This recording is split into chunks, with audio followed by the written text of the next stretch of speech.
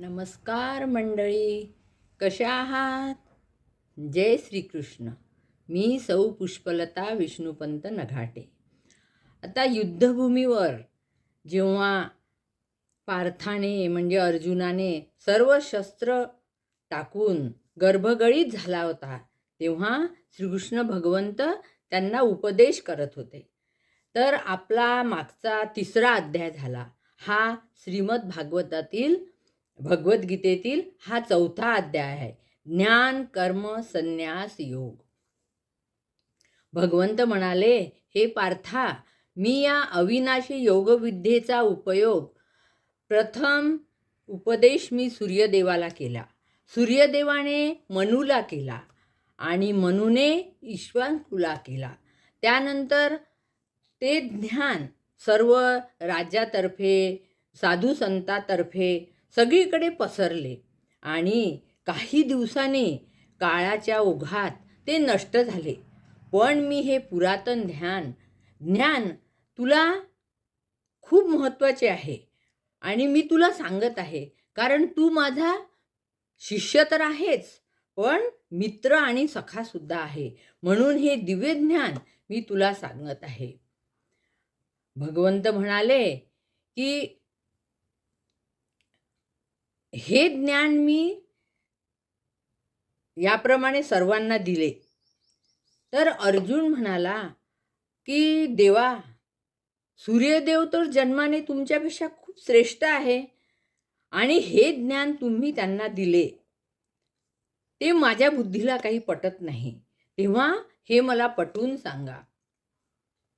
भगवंत म्हणाले, हे परंत अर्जुना, तुझे आणि माझे यापूर्वी अनेक जन्म झाले आणि ते जन्म तुला आठवत नाही, पण मला आठवतात, कारण मी या प्राणी मात्राचा सर्वात श्रेष्ठ युगपुरुष आहे आणि मी अविनाशी आत्मा आहे, जन्मरहित आत्मा आहे.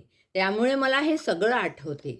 प्रत्येक युगात मी दिव्य स्वरूपात अवतीर्ण होत असतो आणि धर्माचे जेव्हा रक्षण अधर्म माजतो तेव्हा धर्माचे रक्षण करण्याकरता आणि दुष्टाचा संहार करण्याकरता मी या पृथ्वीवर जन्म घेतो.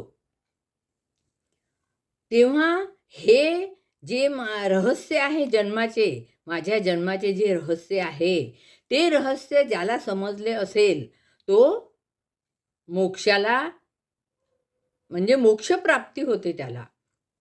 तर कर्मामुळे ज्या भावाने ते मला शरण येतात त्या भावाने मी त्यांना मदत करतो. आता कर्म म्हणजे काय, तर मी तुम्हाला एक दृष्टांत सांगते की आता विद्यार्थी आहे, तर विद्यार्थ्याचं कर्म काय, अभ्यास करणे. त्यांनी अभ्यास चांगला केला आणि परीक्षा दिली, तर परीक्षेचे फळ काय येणार आहे याचा विचार करायचा नाही. जर तुम्ही अभ्यास चांगला केला असेल आणि कर्म जर चांगलं केलं असेल, म्हणजे अभ्यास चांगला केला असेल, तर त्याचं फळ चांगलं मिळणारच आहे. म्हणून आपण कर्म करा आणि त्याच्या फळाची अपेक्षा करू नका, असं भगवंत अर्जुनाद्वारे आपल्याला सांगत आहे. तर कर्म 3 प्रकारचे आहे: कर्म, सकर्म आणि विकर्म. आता कर्मामध्ये सत्कर्म करतो आणि विशिष्ट कर्म करतो तो, तर त्याला विकर्म म्हटलेले आहे. कर्मात सत्कर्म करून विशिष्ट कर्म करतो त्याला विकर्म म्हटलेले आहे. आणि कामनारहित कर्मफळाची अपेक्षा न ठेवता जो कर्म करतो तर त्याला योगी म्हटलेलं आहे, ज्ञानयोगी म्हटलेलं आहे. ज्ञानरूपी अग्नीत आपल्या इच्छा जाळून जो कर्म करतो तो मोक्षाला प्राप्त होतो. ज्ञानरूपी यज्ञ श्रेष्ठ आहे. आता यज्ञाचे पुष्कळ प्रकार आहेत. काही लोक देवतांना यज्ञ समर्पण करून यज्ञ करतात, काही लोक श्रवण प्रक्रिया करून यज्ञ करतात, काही लोक संयमरूपी आपल्या ज्या इच्छा आहे त्यांना आपल्या संयमरूपी अग्नीत आहुती देऊन यज्ञ करतात. काही कठोर व्रत तपश्चर्या करून यज्ञ करतात.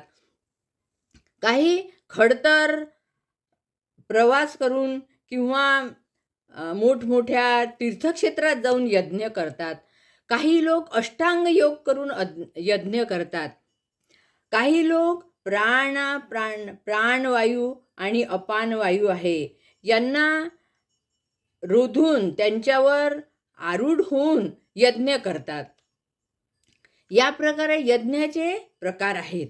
तर या सर्व यज्ञामध्ये ज्ञान यज्ञ फार श्रेष्ठ आहे. सर्वात श्रेष्ठ आहे ज्ञान यज्ञ. आत्मसमर्पण करून आपण जर ज्ञान मिळवले, आपल्या इच्छा काबूत ठेवून ज्ञान मिळवले, तर त्या यज्ञाला फार महत्त्व आहे. आणि हे जे ज्ञान आहे ते ज्ञान तुम्ही स्वतःजवळ न ठेवता दुसऱ्याला द्या. दुसऱ्याला जो ज्ञान देतो त्याला मोक्षप्राप्ती होते. तेव्हा हे अर्जुना, तू हे ज्ञानरूपी नौकेत आरूढ होऊन दुःखरूपी महासागर तरून जा. म्हणजे तू या मोहातून मुक्त होशील आणि तुला दिव्य ज्ञान प्राप्त होईल. एखाद्या दिव्य ज्ञान असलेल्या गुरुकडे जा, त्याला शरण जा आणि त्यांना मला उपदेश करा असं त्यांना सांग. म्हणजे त्यांना आत्मसाक्षात्कार झाल्यानंतर ते तुला हे ज्ञान देतील आणि हे ज्ञान तू दुसऱ्याला दे. आपल्याजवळ असलेले ज्ञान दुसऱ्याला दिल्यानंतर नंतरच त्याचं सार्थक होते.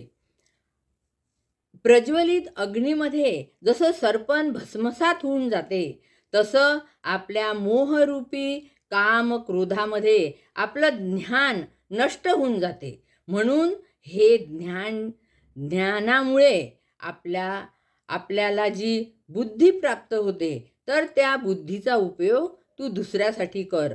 दुसऱ्यांना ते ज्ञान दे. आपल्या मनातल्या सर्व कामना नष्ट करून टाक. म्हणजे तू मोहरहित होशील आणि युद्धाला तयार होशील. तेव्हा हे पार्था, हे परंतप अर्जुना, तू आपला मोह बाजूला ठेवून या ज्ञानरूपी यज्ञावर आरूढ होऊन तू हे कर्म कर. म्हणजे तू लढाईला तयार हो. असं या आपल्या 4थ्या अध्यायात ज्ञान कर्म संन्यास योग याची माहिती सांगितलेली आहे की सर्व यज्ञामध्ये ज्ञान योगी श्रेष्ठ आहे. आणि हे ज्ञान तुम्ही दुसऱ्याला दिल्यास तुम्हाला मोक्षप्राप्ती होईल असं आपल्याला भगवंताने अर्जुनाद्वारे सांगितलेलं आहे. तेव्हा तुम्ही हे ज्ञान मिळवा आणि दुसऱ्याला अर्पण करा. धन्यवाद. व्हिडिओ आवडल्यास लाईक सबस्क्राईब करा.